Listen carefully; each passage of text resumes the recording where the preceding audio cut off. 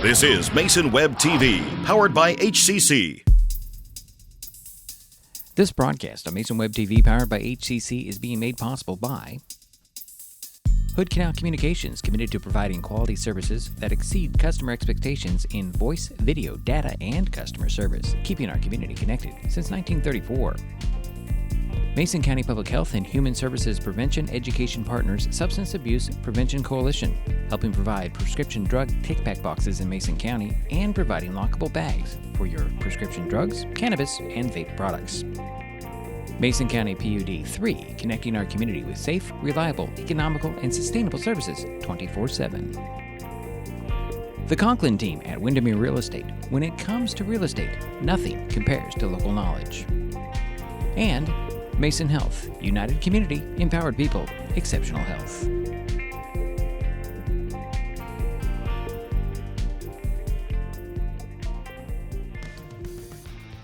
Hi folks, Diedrich Allen with Mason Web TV, powered by HCC. High school football season, well, for Shelton, North Mason Marion Knight, ended last weekend. The High Climbers, they lost at Aberdeen. North Mason lost at Port Angeles, but Marion Knight came away with a big win on the road at Franklin Pierce High School against Evergreen Lutheran. But we're here to talk about Shelton, and I recently had a phone conversation with Shelton head football coach Mark Smith about his season, his thoughts on their last game, and of course the future of High Climber football. Unfortunately, your season came to an end Friday night in Aberdeen. What are your thoughts on that game first? Well, I thought the game could have been won or lost in the first half. We had a lot of good opportunities in the first half to score, and we didn't take advantage of those. I thought our defense played really, really well in the first half. Obviously, we took a 6-0 lead into the locker room. But I really felt like that score should have been anywhere between 21 and 28. Nothing, or 21-28-7 going into half, and things, turnovers, lack of execution down in the red zone, those things just continued to bite us.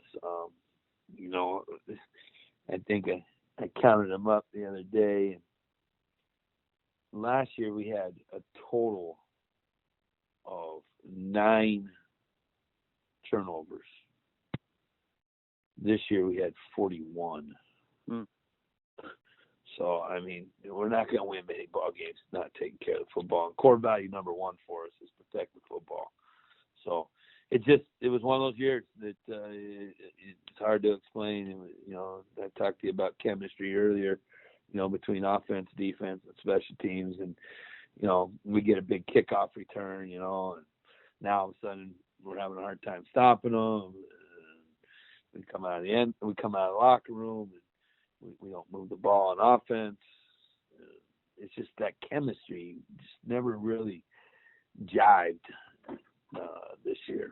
But, and then I thought Aberdeen did a good job in the second half coming out and understanding their backs were against the wall. And they made some plays when they needed to. And, we blew a coverage, left the tight end wide ass open. He goes down to the middle of the field, scores a touchdown. They made plays when they needed to, I guess is basically what I'm trying to say, and we didn't. I mean, our tight end's wide open in the end zone. We don't execute that throw and that catch. Dropped it, fourth down, and turn the ball over on down. So that's pretty much the summary of the season. Yeah. I never thought our kids quit. I thought our kids played hard. I think they cared. It's just, I thought the staff, hung in there and tried to get our kids prepared as much as we possibly could. So I'm not down on the kids or the staff or the program. I'm just disappointed in our lack of execution, and that's really the hard part to swallow is, we don't try to do a whole lot, but what we try to do well. And, we just offensively, we struggled all year with execution. We'd move the ball. We'd get down there. Our execution on field goals was just, our kid makes them all week in practice, has the leg and everything else. And just, execution was if I were to put chemistry and execution is a summary. Lack of chemistry and lack of execution, not lack of effort, not lack of ability so much as it was, and a little bit of green, right? I mean, it's kind of unfair to look at Gabe and say, we took an all-league receiver who was probably going to rewrite the reception record book, and he had to go and play quarterback for the team, right? Because we didn't have anybody else. And then when we were thinking about making a change, our backup quarterback has broken wrist, right? So now he can't come in. So, it's just one of those years, just things just didn't. Then, we have a running back. We try to feed him. He's having one of the best games of his high school career, and he comes down with turf toe. Now we don't have the running back, right? And then we go with the next one, so yeah, it was just one of those years, Just not making excuses. It's just that's what it is. It was rough. So you've got an off season and obviously a different team for next year. What does your off season schedule look like? Yeah, so right now we're in the what I call the recovery season right now, up through the end of up through Christmas here. Let's get our kids healthy again. Their bodies are beat up, banged up throughout the course of the year. So let's get through this recovery part, which is basically November and December, and you got Thanksgiving and Christmas in there. So there's really not that many days in there. So we'll do some lifting and things like that, but we won't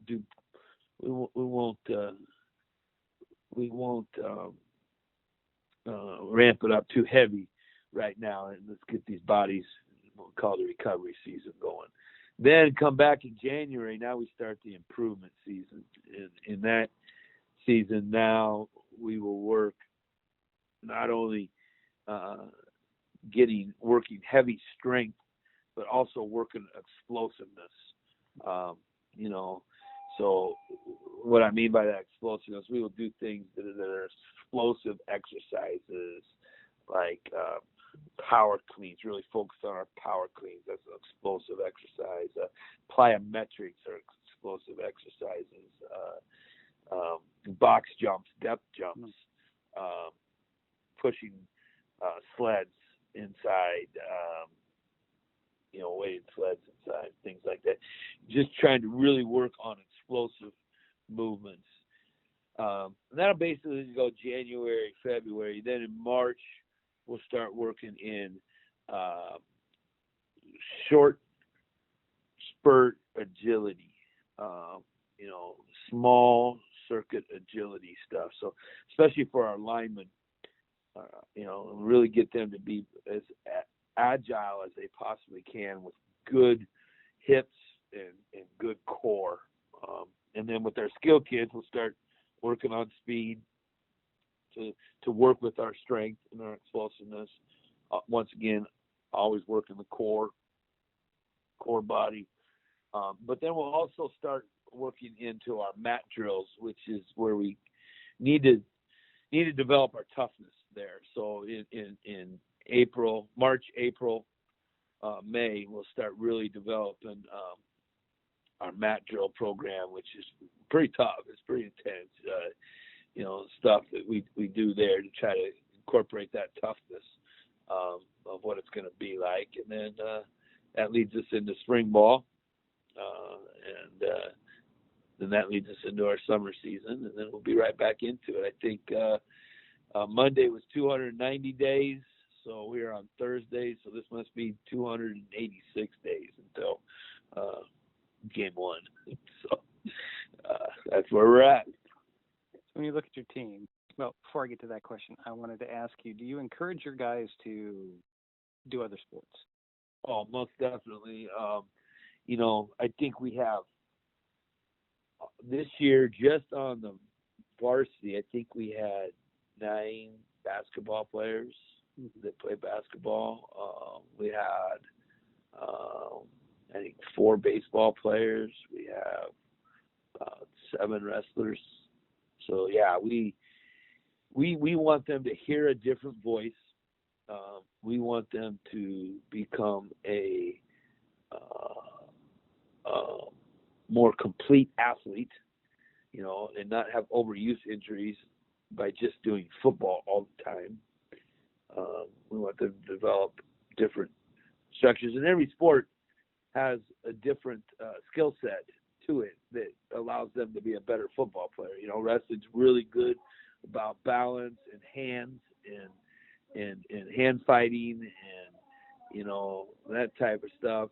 Basketball is really good with hand-eye coordination and being able to start, stop, and change directions quickly, and that agility stuff, and baseball, it's one of the few sports that, that you got to understand failure, you hit 300 and you fail 7 out of 10 times for the rest of your life, you're going to be a millionaire, and then you have the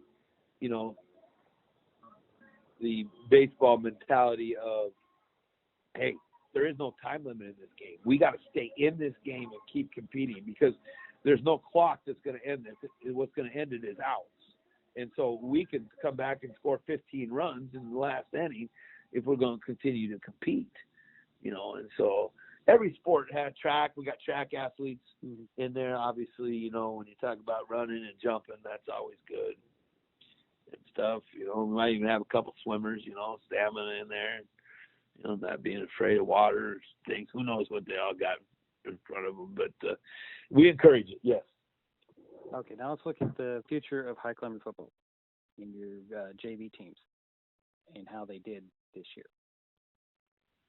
Yeah, so the most exciting thing about the future is our numbers coming up.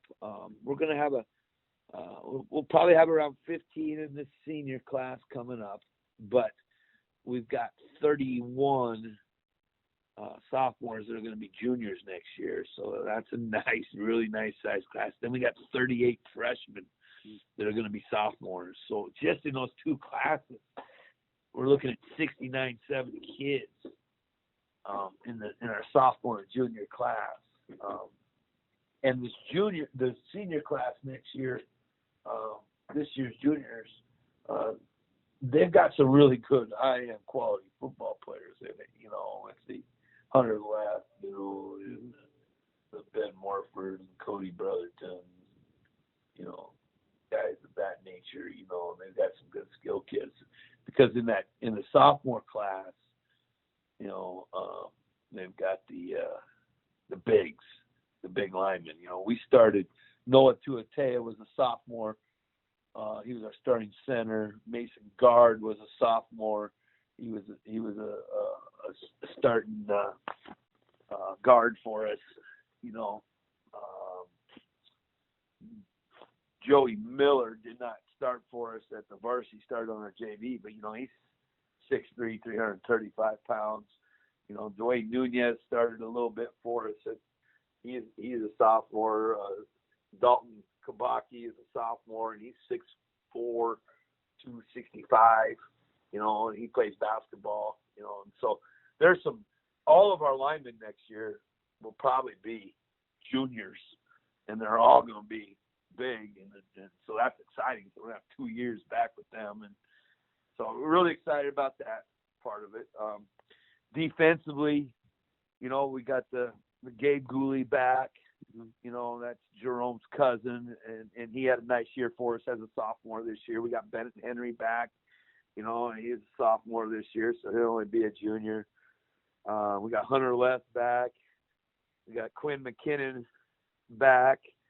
We got a kid coming up from the freshman team named Cody Behringer, and that freshman team went 6-1 this year. They beat Aberdeen on Monday, so they finished the season 6-1. And that it's been a long time since Shelton's had a dedicated freshman-only team with a dedicated freshman-only staff where they went and had their own practices, and we got the numbers of 38 freshmen out for football in Shelton, and they went 6-1, right?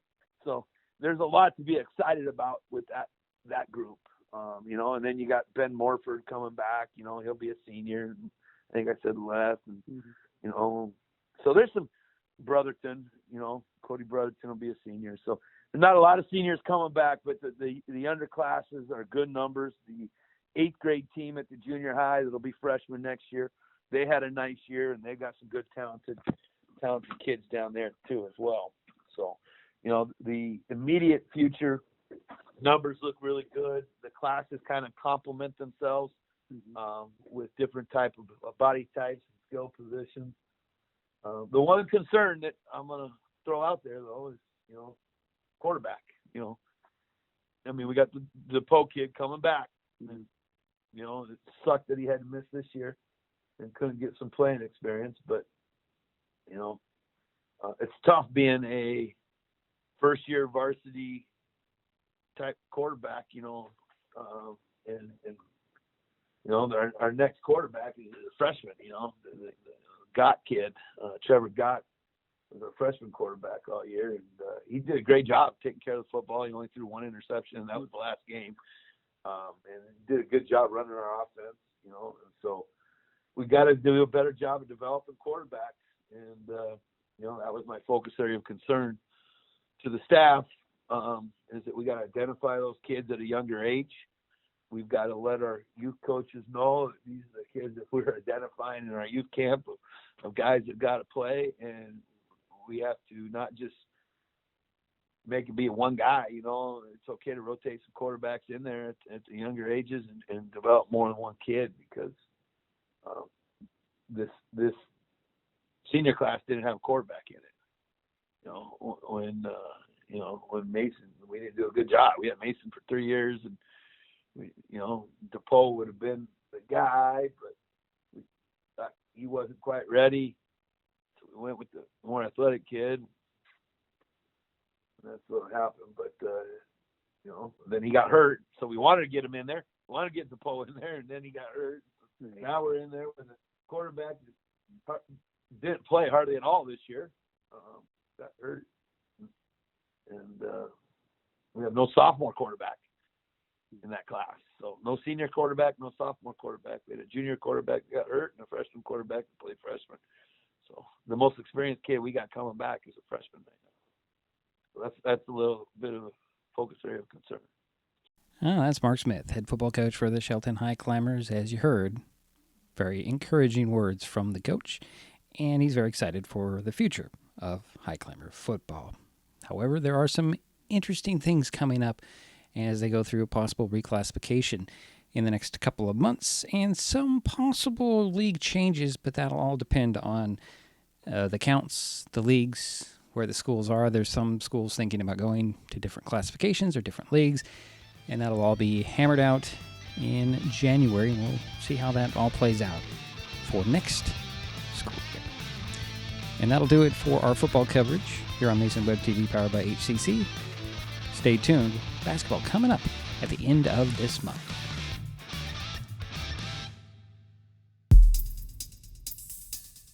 This broadcast on Mason Web TV, powered by HCC, was made possible by Hood Canal Communications, committed to providing quality services that exceed customer expectations in voice, video, data, and customer service, keeping our community connected since 1934. Mason County Public Health and Human Services Prevention Education Partners Substance Abuse Prevention Coalition, helping provide prescription drug take-back boxes in Mason County and providing lockable bags for your prescription drugs, cannabis, and vape products. Mason County PUD 3, connecting our community with safe, reliable, economical, and sustainable services 24/7. The Conklin team at Windermere Real Estate. When it comes to real estate, nothing compares to local knowledge. And Mason Health, united community, empowered people, exceptional health.